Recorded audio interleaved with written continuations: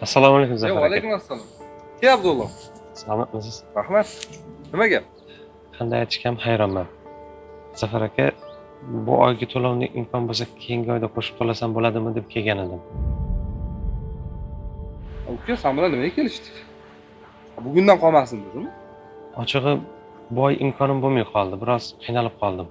Sizga beradigan pulni qidirmagan joyim, so'ramagan odamim qolmadi. Orada bolalar kasal bo'lib qoldi.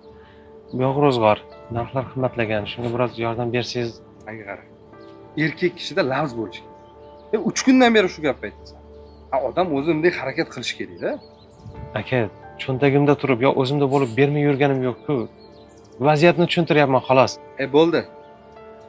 Menga umuman muammolaringni qiziq yo'q. Ertagacha muddat. Yo pulni joyiga qo'yib qo'yasan, yoki mashinani olib kelib qo'yasan. Tushundingmi? Bo'ldi, tamom.